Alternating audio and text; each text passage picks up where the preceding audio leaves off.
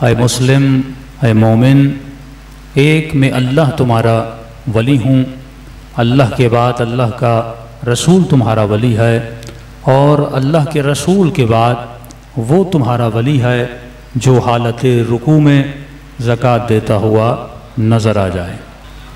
تاریخ نے کبھی ایسا واقعہ نہیں دیکھا جس کا ذکر قرآن کر رہا ہے کہ زکوٰۃ دینے والا رکوع میں زکوٰۃ دے رہا ہے اور زکوٰۃ لینے والا ایک رکوع کرنے والے سے زکوٰۃ لے رہا ہے۔ عام رسم تو یہ ہوتی ہے کہ جو خیرات مانگنے والے ہوتے ہیں وہ انتظار کرتے ہیں کہ نمازی نماز پڑھ لے اور باہر آئے تو پھر ہمیں خیرات دیں، اور آج تک تاریخ نے ایسا نمازی بھی نہیں دیکھا۔ اگر آپ نماز پڑھ رہے ہوں، میں نماز پڑھ رہا ہوں، تو اگر وہاں پر آ کر کوئی خیرات مانگے تو میں انتظار کروں گا، بھائی دینے کی اتنی جلدی کیا ہے، نماز ختم ہو جائے گی، سائل تو دروازے پہ کھڑا ہوا ہے، اسے خیرات دے دی جائے گی۔ لیکن اس واقعے میں ایک چیز بڑی عجیب نظر آتی ہے، وہ یہ ہے کہ نمازی کا مزاج بھی الگ ہے اور خیرات لینے والے کا مزاج بھی الگ ہے، یا یہ کہوں لگ ایسے رہا ہے کہ مانگنے والا دینے والے کو جانتا ہے اور دینے والا مانگنے والے کو جانتا ہے۔ علماء نے فرمایا کیسے نہ جانتا، کیونکہ مانگنے والا جبرائیل تھا اور عطا کرنے والے علی بن ابی طالب تھے۔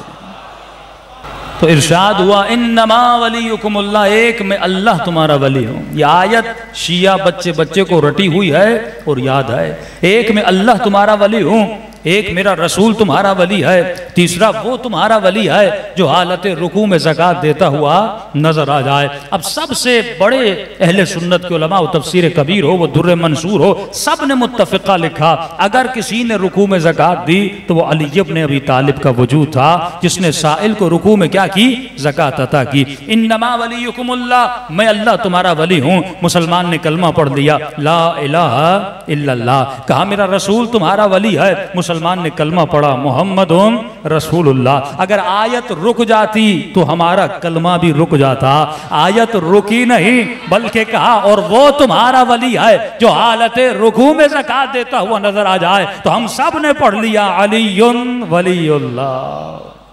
تو ہمارے کلمے اگر ثابت ہیں تو قرآن کی اس آیت سے ثابت ہیں، ہماری اذانیں اگر ثابت ہیں تو قرآن کی اس آیت سے ثابت ہیں۔ لیکن میرے عزیز، اعتراض کرنے والے کو اعتراض کرنے کا حق ہے، اعتراض کرنا عیب نہیں ہے، سوال کرنا عیب نہیں ہے، عیب یہ ہے کہ کوئی سوال کرے میرے پاس سوال کا جواب نہ ہو، اور علی کے چاہنے والے کے پاس تو ہر سوال کا جواب ہونا چاہیے، کیونکہ مولا فرماتے آئے علی کے چاہنے والوں نحن ابناء الدلیل، تیری ولادت میں بھی دلیل ہے، تیری ولایت میں بھی دلیل ہے، تیرے امام کے ماننے میں بھی دلیل ہے، تو تیرے در سے کوئی خالی ہاتھ نہیں جانا چاہیے، کیونکہ تو اس امام کا ماننے والا ہے جس نے سلونی کا دعویٰ کیا ہے۔ تو ہم بڑے کھلے دل سے کہتے ہیں جتنے بھی اعتراض کرنے ہیں شیعوں پر آ کر اعتراض کرو، ہمارے ماں باڑگوں کے دروازے کھلے ہیں، ہماری مسجدوں کے دروازے کھلے ہیں، یہ مجلسیں ہیں ہی اسی لیے کہ ہم آپ کے اعتراضات کے جواب دیتے ہوئے آگے بڑھے۔ تو اعتراض کرنے والے نے ایک بہت بڑا عقلی اعتراض کیا، عقلی اعتراض کا جواب بھی عقل سے دینا چاہیے، نقلی اعتراض کا جواب بھی نقل سے دینا چاہیے، قرآن سے اگر اعتراض آتا ہے جواب بھی قرآن سے دینا چاہیے۔ کہ آپ ممبر سے اتنے مولا امیر المومنین کے فضائل پڑھتے ہیں، ہم بھی آپ کی ہی زبانوں سے وہ فضائل سنتے ہیں، ہم نے کہا فضیلت تو جچتی ہی علی بن ابی طالب کو ہو کہ جس حسب میں علی کا مقابلہ نہیں ہے، نسب میں علی کا مقابلہ نہیں ہے، جیسی ولادت مولا کی ہوئی ویسی ولادت کسی کی نہیں ہے، جیسی شہادت امیر المؤمنین کی ہوئی ایسی شہادت کسی کی نہیں ہے۔ کہ آپ ہی تو اپنی مجلسوں میں پڑھتے ہیں کہ کسی جنگ میں علی بن ابی طالب کو تیر لگا تھا اور اصحاب نے کہا کہ یا رسول اللہ ہم علی کے پاؤں سے تیر کو نکالنا چاہتے ہیں، نبی نے فرمایا ابھی نہیں نکالنا، جب علی مصلی عبادت پہ کھڑے ہو جائیں اس وقت پاؤں سے تیر نکالنا۔ کہ ہم نے آپ ہی سے سنا، اصحاب نے تیر نکالا، جب مولا مصلی عبادت پر کھڑے ہوئے تو مولا کو پتا تک نہ چلا کہ تیر نکل رہا ہے یا نہیں نکل رہا۔ کہا وہ علی جس کی نماز کی معراج یہ ہے کہ حالت نماز میں علی کو درد کا پتہ نہیں چلتا، تو اس علی نے سائل کی آواز کو کیسے سن لیا؟ بھئی اعتراض تو بجا ہے نا کہ وہ مولا علی جسے پتہ نہ چلے کہ تیر نکلا ہے کہ نہیں نکلا، ایک سائل آتا ہے خیرات مانگنے اور مولا نے اس کی آواز کو سن بھی لیا اور اسے خیرات دے بھی دیا. ہم نے کہا جب بھی کوئی اعتراض کرنے والا اعتراض کرے سب سے پہلے آپ اس سے ریفرنس مانگیے. بھائی یہ جہاں پر روایت ہے کیا تم نے پوری روایت کو پڑھا ہے کہ نہیں پڑھا؟ اب کوئی کہہ سکتا ہے قرآن کی آیت ہے لا تقربوا الصلاۃ، نماز کے قریب نہیں جاؤ، اور اگلا جملہ نہ بتائے وانتم سکارا، جب تم نشے کی حالت میں ہو. یعنی ہر وہ عبادت جو عبادت کہلاتی ہے، کوئی بھی عبادت کرنے کی اجازت نہیں ہے جب تو نشے کی حالت میں ہے. اب وہ عبادت چاہے عزاداری حسین ابن علی ہے یا امام حسین کا ماتم ہے، نشے میں ماتم نہ کیا کرو، ہوش سے حسین کی عزاداری کیا کرو.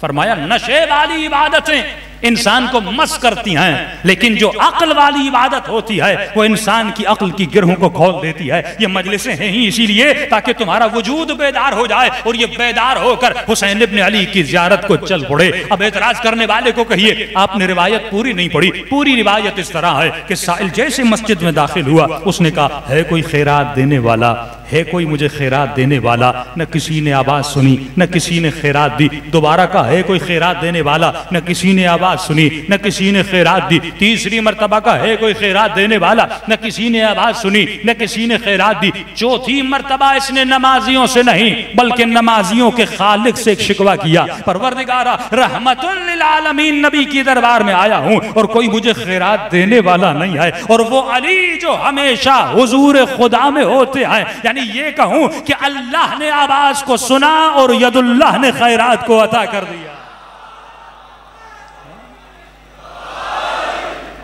اللہ نے آواز کو سنا اور ید اللہ نے خیرات کو کیا کر دیا؟ عطا کر دیا. تو اگر پورے کانسیپٹ کو سنا جائے تو انسان کے سارے مسائل حل ہو جاتے ہیں. لیکن اعتراض کرنے والے نے ایک اور اعتراض کیا، کہا کہ چلیے یہ بات تو ہماری سمجھ میں آ گئی، لیکن یہ تو بتائیے کہ ہم جب نمازیں پڑھتے ہیں اصل ہوتا یہ ہے کہ جب کمپیریزن ہوتا ہے تو ہم کیا کرتے ہیں؟ پہلے اپنا سوچتے ہیں، اس کے بعد یہ دیکھتے ہیں کہ مولا کی نماز کیسی تھی. مسلمان پہلے خود کو دیکھتا ہے پھر مصطفیٰ کو دیکھتا ہے. لیکن اگر یہ مقام ولایت پر آ جائے، اگر اسے لذت نماز ملے تو یہ کبھی بھی مولا علی کی نماز پر اعتراض نہیں کرے گا. اعتراض تبھی ہوتا ہے جب ہم چیزوں کو اپنے ساتھ کیا کرتے ہیں؟ کمپیئر کرتے ہیں کہ بھائی اگر ہماری آنکھ میں چھید بھی چلی جائے تو ہمیں نیند نہیں آتی، جسم بیمار ہو تو نماز میں کھڑا نہیں ہوا جاتا. یہ کیسے ممکن ہے کہ آپ نے پڑھ دیا کہ مولا کے پاؤں میں تیر لگا اور حالت نماز میں تیر کو نکالا گیا اور علی کو پتہ تک نہ چلا؟ تو ایک لطیفہ بھی ہے، کہتے ایک مولوی صاحب نے کسی خاتون کو پیاز دیے تھے. اب جب وہ خاتون پیاز واپس کرنے آئی تو مولوی صاحب نماز کی حالت میں تھے. اس نے کچھ بڑے دیے تھے، وہ خاتون چھوٹے لے کر آئی. اب نہ نماز کو توڑ سکتا تھا نہ اس سے برداشت ہو رہا تھا کہ میں نے اتنی بڑی چیزیں دی اور یہ چھوٹی لے کر آئی. تو نماز میں ہی سمجھانا لگا کہ قل هو اللہ احد اللہ الصمد، میں نے تجھے اتنی بڑی پیاز دی تھی تو اتنی چھوٹی پیاز لے کر آئی ہو. تو جسے نماز میں چھوٹی بڑی پیاز کا پتہ چلے اسے کیا پتا کہ علی کی نماز کیا ہے؟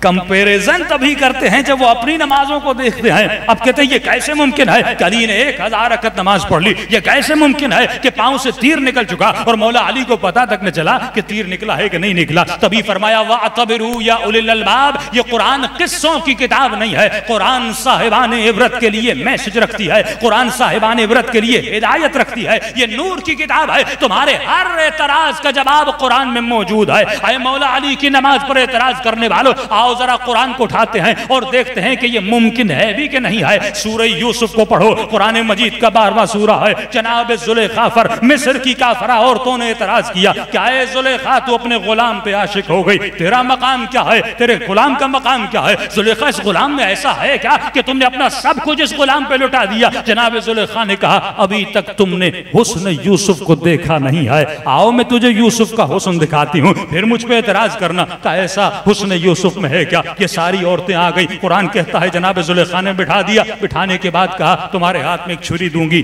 ایک پھل دوں گی، جب میں تجھے اشارہ کروں تو پھلوں کو کاٹ دینا یا سیب کو کاٹ دینا. یہ کہنے لگی اس میں کون سی بڑی بات ہے، پوری زندگی ہم سیب کاٹتے رہے، آج کاٹنے میں کیا مسئلہ ہے؟ قرآن کی آیت بیان کرتی ہے یہاں پہ پردہ ہٹا، اللہ کے نبی کا حسن جلوہ گر ہوا. جناب یوسف جیسے اندر آئے اور جیسے مصر کی کافرہ عورتوں نے جناب یوسف کے حسن کو دیکھا، انہیں پتہ نہ چلا کہ سیب کٹ رہے ہیں یا ہاتھ کٹ رہے ہیں.